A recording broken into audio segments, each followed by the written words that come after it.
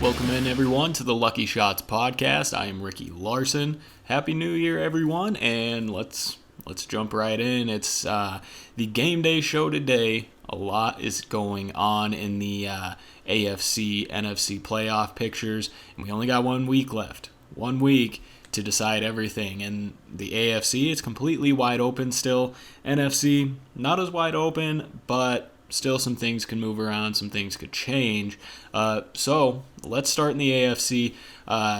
Go ahead and give you a look at what it looked like last week before the start of the week.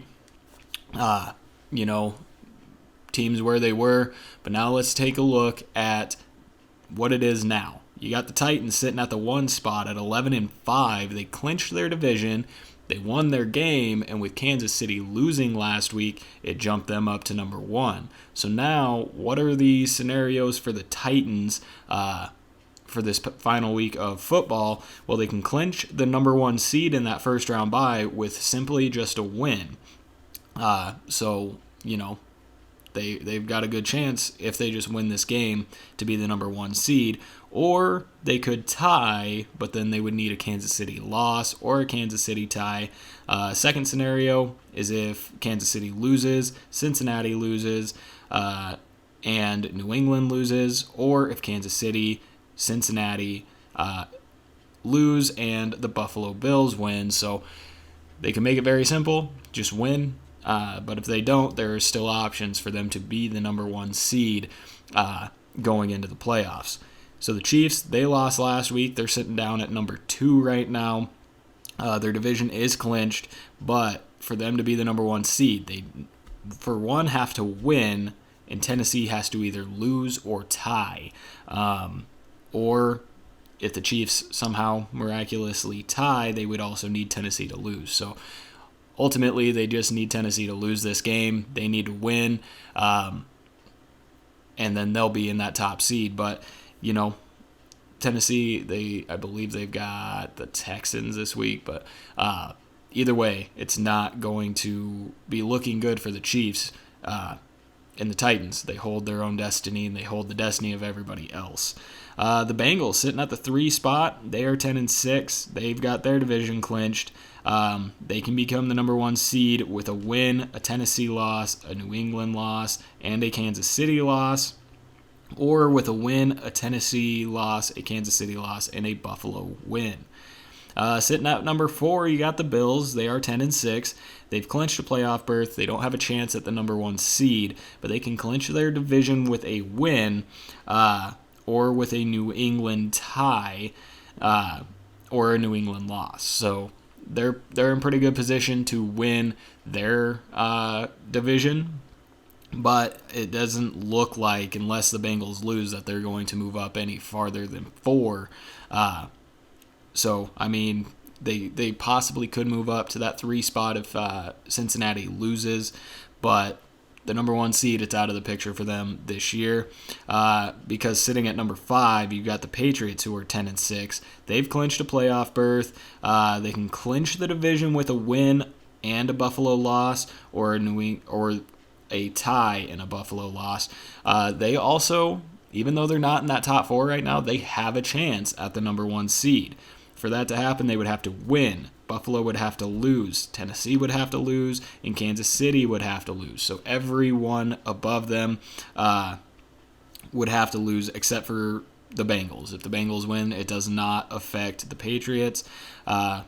So the Patriots right now, a lot's got to happen, but they could also jump up into that number 1 seed, which would just be crazy. I don't see it happening. I see it either being Tennessee or Kansas City in that 1 seed, but it's crazy to be a wild card team right now, but still have a chance at the number 1 seed. Then you got the Colts sitting at 9-7.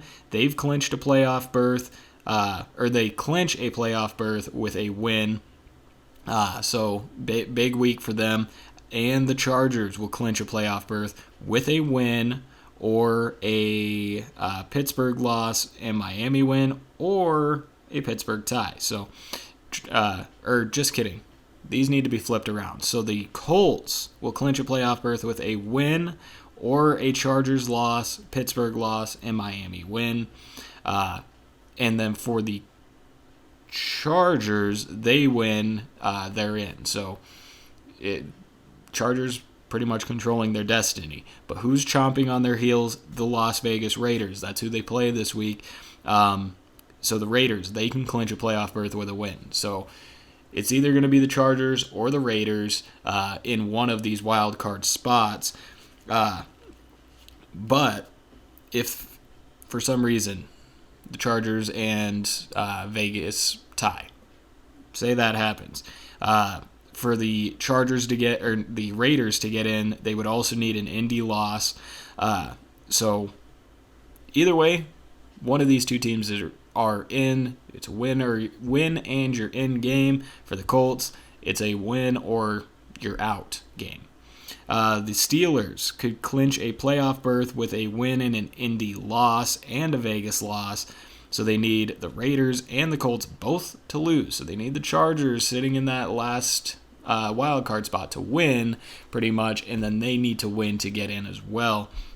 And then the long shot, the Ravens, they still have a chance, not very likely, because they need a win, an Indy loss, a Chargers loss, and a Miami loss. I'm not sure how Miami factors into this, but maybe that's who they play. I did not look at if that is who they play.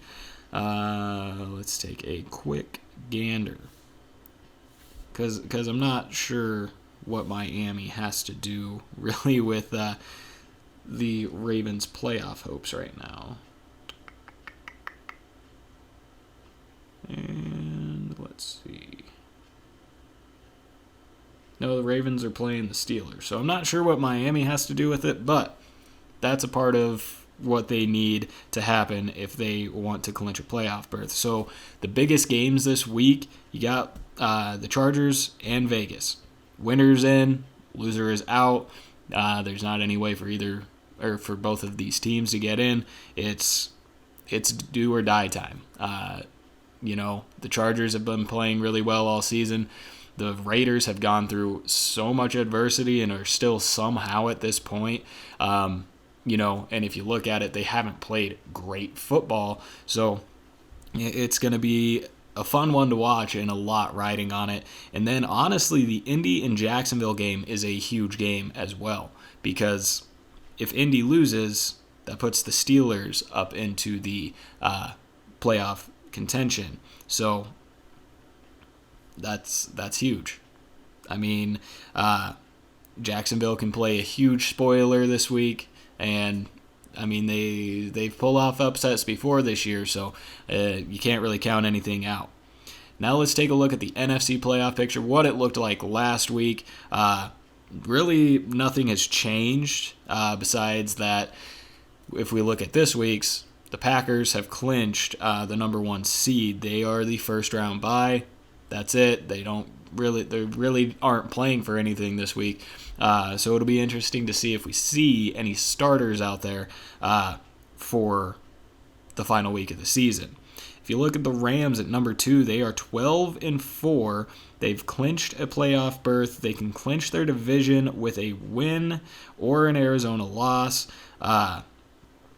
So, again, they control their own destiny. They can't be the number one seed, but they still have a chance to win that division. An Arizona loss for them would help, or they can just win outright. Then you got the Bucs. They've clinched their division. They're going to pretty much stay at the 3 seed unless the Rams lose. And then the Cowboys. They are, I believe, stuck at the 4 seed no matter what. Unless, I guess, if the Rams or the Buccaneers both lose. But it looks like, Cowboys, they've got their division clinched, but it looks like they're going to be the 4 seed. It gets a little interesting when you look at the Cardinals. They've clinched their playoff berth, but they can clinch a division with a win or a Rams loss. Or a win and a Rams loss. So they need both those things to happen. They got to go out, take care of business on their own. Then they have to have the Rams go out and lose, which would bump them up probably to the 4 seed.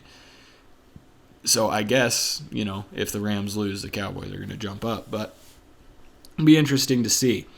Then you got the 49ers, who are sitting at the 6th spot, who it's funny because they're at the 6th spot, but they don't have anything clinched. They are not for sure getting in. They can clinch. They're going to the playoffs if they win. Or if they lose, they still have a chance if New Orleans goes out and loses their football game. So that'll be an interesting to watch as well. And then you got the Eagles at 9-7. They are in. Just depends on where they're going to be.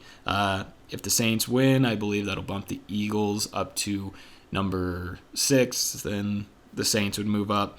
But they also need the Niners to lose. So everything in the NFC is pretty much more or less set. And unless some unforeseen things happen, this is how this playoff picture is going to wrap up and how it's going to look going into the postseason. But, you do have the Saints that are still fighting to get in. They need a win, and they need San Francisco to lose. So there's not much more you can do besides just go out, do your job, hope the other guys don't. So the big games in the NFC, you got New Orleans at Atlanta. So, again, New Orleans, they got to win to get in. They still need San Francisco to lose, but a game against Atlanta could play spoiler. They kind of hung around in the playoff picture for a little longer than people expected themselves. So that's going to be a big game. And Atlanta, they can hold out a divisional opponent if they win this game. Then you got Seattle and Arizona. Arizona, again, needs to win and needs the Rams to lose to clinch their division. This is a division game. It'll be interesting to see just how many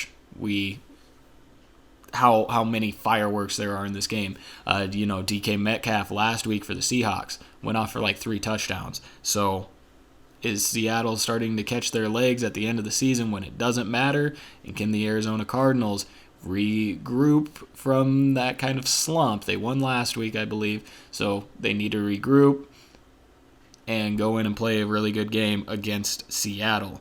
And then the Rams in San Francisco. This is why the Saints game is so important, because San Francisco's playing the Rams. San Francisco has to win or has to have New Orleans lose. So if they lose this game, which is very possible they could, New Orleans has a great chance. So that's going to be an interesting situation to watch. San Francisco needs the win to clinch a playoff berth. The Rams need the win to win the division title. So a lot of things going on. The NFC, much less of a headache than the AFC when you have, four teams that could be the number 1 seed. I mean, a lot of things got to happen in that for all of that to happen, but it's going to be fun to watch. It's a big week. First week of Week 18. First year that we've had it. First year we're getting an extra game, so that'll be fun to watch.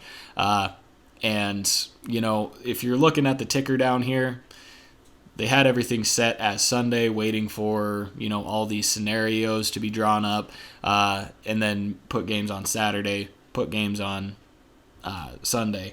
So I guess I'll go ahead and give the legitimate, accurate schedule so that we all kind of know what's going on. So Saturday, you got the Chiefs and the Broncos, a game that the Chiefs, if they want to get the number 1 seed, they got to win it.